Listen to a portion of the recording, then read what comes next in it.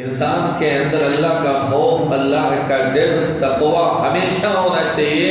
تبھی تو میرے نبی جناب محمد رسول اللہ صلی اللہ علیہ وسلم نے ارشاد فرمایا. صحابی رسول حضرت ابو ذر رضی اللہ تعالیٰ عنہ سے روایت ہے، وہ بیان فرماتے ہیں کہ اللہ کے نبی نے مجھ سے کہا اتق اللہ حیثما کنت، اے ابو ذر اللہ سے ڈرو جہاں کہیں بھی رہو. یعنی اس کا مطلب یہ ہے کہ تم مسجد ہی میں اللہ سے صرف نہیں ڈرنا، بازار میں بھی اللہ سے ڈرنا. آدمی ایسا نہیں کہ گھر میں اللہ سے نہ ڈرے، راستے میں اللہ سے نہ ڈرے، صرف جب نماز پڑھنے آئے اللہ کے گھر میں ہو یا لوگوں کے سامنے ہو تو اللہ سے ڈرے، باقی ٹائم نہ ڈرے. یہ بالکل غلط. نصیحت کر رہے ہیں ابو ذر سے، اتق اللہ، اے ابو ذر اللہ سے ڈرو، حیثما کنت، جہاں کہیں بھی رہو، روئے زمین کے اوپر کہیں بھی رہو اللہ سے ڈرتے رہو. وَأَتْبِعِ السَّيِّئَةَ الْحَسَنَةَ، اور برائی کے پیچھے تم اچھائی کو لگاؤ. یعنی اگر برائی ہو جائے، گناہ ہو جائے تو تم اچھا عمل کرو. کیوں؟ اس لیے کہ وہ اچھائی اس برے عمل کو مٹا دیتی. آدمی اچھا عمل کر لیتا ہے تو اس کا وہ اچھا عمل اس کے گناہ کو مٹا دیتا ہے. وَخَالِقِ النَّاسَ بِخُلُقٍ حَسَنٍ، اور اللہ کے نبی نے یہ بھی نصیحت کیا لوگوں سے اچھے اخلاق کے ساتھ پیش آؤ.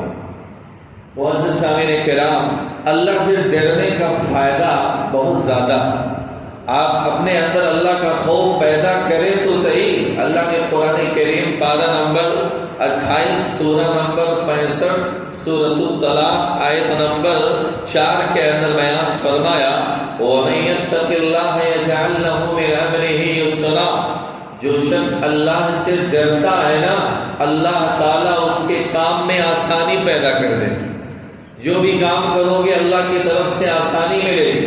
اور اسی صورت کے آیت نمبر 2 کے اندر اللہ کا فرمان ہے وَمَن يَتَّقِ اللَّهَ يَجْعَل لَّهُ مَخْرَجًا، جس آدمی کے اندر تقوی پیدا ہو جائے تو اللہ تعالیٰ اس کے لیے مشکلوں سے نکلنے کا راستہ آسان کر دیتا.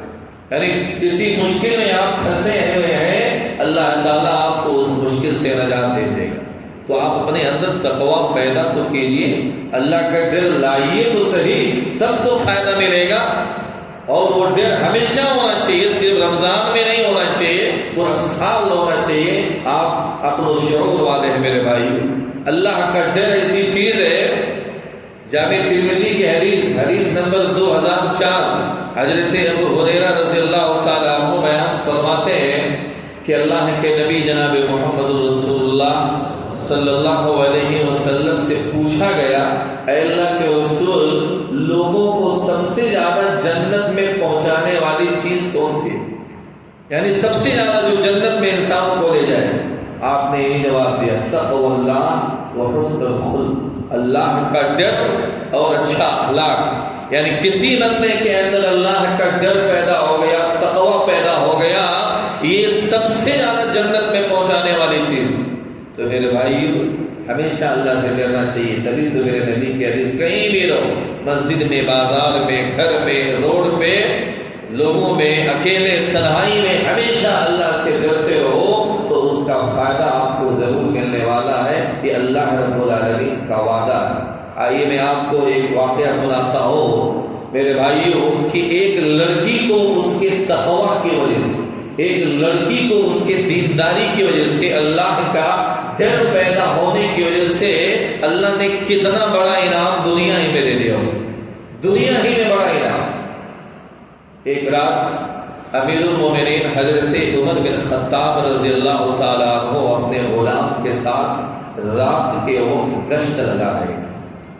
مدینہ کی گلیوں میں لوگوں کے حالات معلوم کرنے کے لیے گھوم رہے تھے.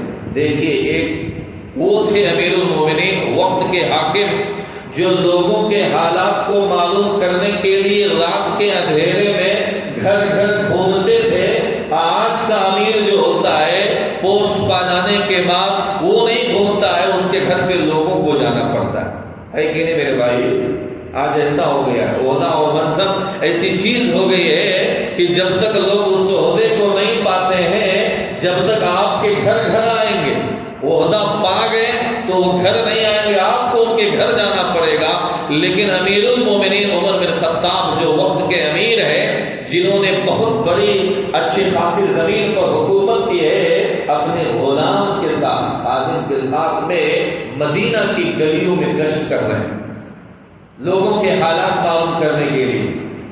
اسی دوران میں جب لوگوں کا حال معلوم کر رہے تھے تو چلتے چلتے تھکاوٹ محسوس ہوئی، تو انہوں نے آرام کرنے کے لیے ایک گھر کے دیوار پہ ٹیک لگا کر کے تھوڑا کھڑے ہو گئے، یہاں تک کہ صبح روشن ہو گئی۔ چلتے چلتے تھک گئے تو سوچا لاؤ تھوڑا سا آرام کر لیتے ہیں، تو ایک دیوار تھا، دیوار سے ٹیک لگایا اور ٹیک لگا کر کے تھوڑا آرام کرنے کے لیے وہیں کھڑے ہو گئے۔ انہوں نے اندر سے آواز سنی، حضرت عمر بن خطاب رضی اللہ تعالیٰ عنہ نے اندر سے آواز سنی کہ ایک بوڑھی عورت ہے جو اپنے بیٹی سے کہہ رہی تھی کہ دودھ میں پانی ملاؤ۔ دیکھیے آج میرے بھائی، آج بھی یہ چیز ہے، دودھ میں لوگ پانی ملا کے بیچتے ہیں، لیکن امیر المومنین نے منع کیا۔ وہ بوڑھی عورت اپنے بیٹی سے کہہ رہی تھی کہ دودھ میں پانی ملاؤ، لیکن بیٹی اپنے ماں کے اس بات کا انکار کر رہی، یعنی بیٹی اپنے ماں کے اس حکم کی تعمیل نہیں کر رہی تھی۔ وہ کہہ رہی تھی کہ امی جان، امیر المومنین نے ہمیں دودھ میں پانی ملانے سے منع کیا ہے، اور باقاعدہ ایک منادی کے ذریعے سے اس کا اعلان کرا دیا ہے کہ دودھ میں کوئی پانی نہیں ملائے۔ جب بیٹی نے ماں سے یہ جواب دیا کہ امیر المومنین نے دودھ میں پانی ملانے سے منع کیا ہے، ماں نے کیا کہا؟ ماں نے کہا کیا تجھے اس وقت امیر المومنین یا عمر بن خطاب تجھے دیکھ رہا جو تو اس سے ڈر رہی ہے، یعنی جو دودھ میں پانی نہیں ملا رہی ہے، کیا عمر اس وقت تمہیں دیکھ رہا ہے؟ بیٹی کا جواب سنیے میرے بھائی، بیٹی کا تقویٰ، یہاں اللہ کا ڈر، اب اس کا جواب سنیے۔ بیٹی نے ماں سے جواب دیا وَإِن لَّمْ يَكُنْ عُمَرُ يَرَانَا فَإِنَّ رَبَّ عُمَرُ يَرَانَا۔ کیا ہوا اگرچہ اس وقت عمر ہمیں نہیں دیکھ رہا ہے، لیکن عمر کا رب تو ہمیں دیکھ رہا ہے۔ یہ اس کو بولتے ہیں تقویٰ، اس کو بولتے ہیں اللہ کا خوف، اللہ کا ڈر۔ کیوں جواب دیا؟ عمر بھلے ہی نہیں دیکھ رہا، حالانکہ حضرت عمر بھی یہ بات دیوار سے ٹیک لگا کر کے سن رہے ہیں کہ اندر کیا ہو رہا ہے، کیا باتیں ہو رہی ہیں، لیکن بیٹی کا جواب دیکھیے، تقویٰ، اللہ کا ڈر اس کے اندر کیسا ہے۔ عمر کوئی نہیں دیکھے، عمر نہیں دیکھ رہے، کوئی بات نہیں، عمر کا رب تو دیکھ رہا ہے۔ میرے بھائی، حضرت عمر بن خطاب رضی اللہ تعالیٰ عنہ اس لڑکی کے دیانتداری اور امانتداری سے اتنا خوش ہوئے، اتنے متاثر ہوئے کہ اپنے غلام سے کہا غلام اس گھر کے اوپر نظر رکھ۔ جب صبح ہو گئی، صبح ہونے کے بعد میں انہوں نے پتہ کروایا وہ لڑکی کون ہے، اس کا باپ کون ہے۔ لوگوں نے بتایا وہ تو فلاں صحابی کی بیٹی ام عمارہ ہے، یعنی عبداللہ بن ثقفی ایک صحابی ہیں، ان کے وہ بیٹی ام عمارہ ہے۔ بعد میں یہ بھی پتہ چلا رہے کہ وہ کنواری ہے، اس کی شادی بھی نہیں ہوئی۔ دیکھیے تقویٰ کا فائدہ، دیکھیے جب عمر بن خطاب کو پتہ چلا کہ بیٹی کی یعنی اس لڑکی کی شادی نہیں ہوئی ہے، حضرت عمر نے فوراً اپنے تمام لڑکوں کو بلایا۔ تمام لڑکوں کو بلانے کے بعد میں کہا اے میرے بیٹو، اس لڑکی سے شادی کون کرے گا، اس لڑکی سے نکاح کون کرے گا؟ ان کے بیٹے عاصم نے کہا کہ میرا نکاح اس سے کرا دیجیے، میں اس لڑکی سے شادی کروں گا۔ اور حضرت عمر بن خطاب رضی اللہ تعالیٰ عنہ نے اپنے بیٹے عاصم کے لیے اب ان کے یعنی اس لڑکی کے باپ سے رشتہ مانگ لیا اور باقاعدہ نکاح بھی ہو گیا۔ دیکھیے وہ لڑکی ایک پتہ معمولی گھر کی لڑکی تھی، لیکن ایک تقویٰ، پرہیزگاری، اللہ کا خوف، اللہ کا ڈر رکھنے کی وجہ سے وقت کے امیر، وقت کے بادشاہ کے بیٹے کے ساتھ نکاح ہو گیا۔ اللہ نے دنیا میں فائدہ دیا کہ نہیں دیا؟ دنیا ہی میں فائدہ مل گیا میرے بھائیوں۔ جب اس لڑکی کا نکاح ہو گیا، اب اس کے یہاں ایک بیٹی پیدا ہوئی، اس کے یہاں ایک بیٹی پیدا ہوئی، اس کا نام انہوں نے عاصم رکھا۔ بعد میں پھر اس کے بعد میں جب وہ لڑکی سن بلوغت کو پہنچی، لڑکی بالغ ہوئی، تو پھر اس لڑکی کا نکاح مروان بن حکم کے بیٹے عبد العزیز کے ساتھ ہوا۔ پھر عبد العزیز کے یہاں اسی بیٹی کے ایک لڑکا پیدا ہوا جس کو انہوں نے اپنے دادا کے نام پر اس کا نام عمر رکھا۔ یہ وہی عمر بن عبد العزیز ہے جو مسلمانوں کے 5ویں خلیفہ بنے، جنہیں خلیفہ راشد بھی کہا جاتا ہے۔ ان کے دور میں اسلام کا شباب اپنے دور پر لوٹ آیا تھا۔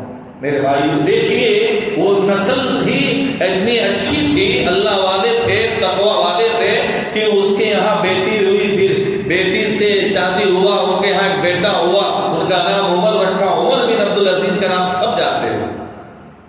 یہ فائدہ کب ہوا، کیسے ہوا؟ اللہ کا ڈر، تقوی، پرہیزگاری کی وجہ سے۔ تبھی تو اللہ نے قرآن میں کہا وَمَن يَتَّقِ اللَّهَ، اللہ سے ڈر جاؤ، اپنے اندر تقوی پیدا کرو، اللہ تمہیں بھی مشکلوں سے نکال دے گا۔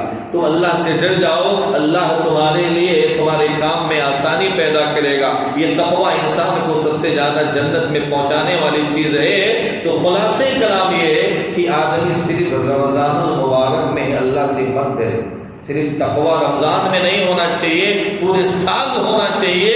تو انشاءاللہ ہم اور آپ بھی اللہ کی طرف سے ہم کو بھی مدد ملے گی، ہمارے کام میں بھی آسانی ہوگی، اللہ تعالی ہمیں بھی مشکلات سے نکال دے گا۔ اسی لیے ان آیات پر، ان حدیثوں پر عمل کرتے ہوئے انسان کو ہمیشہ اپنے رب سے ڈرتے رہنا چاہیے۔ اللہ رب العزت سے دعا ہے اللہ تعالیٰ ہم تمام لوگوں کے دلوں کے اندر تقوی پیدا کر دے۔ اللہ ہم سب کو زیادہ سے زیادہ پورے سال ہمیشہ اللہ سے ڈرنے کی توفیق عنایت فرما۔ اللہ ہم سب لوگ گنہگار ہیں، ہم سب لوگوں کے گناہوں کو معاف فرما۔ اللہ ہم سب لوگوں کو جنت الفردوس کے اندر جگہ دے۔ آمین وآخر دعوانا ان الحمد للہ رب العالمین۔ السلام علیکم ورحمۃ اللہ وبرکاتہ۔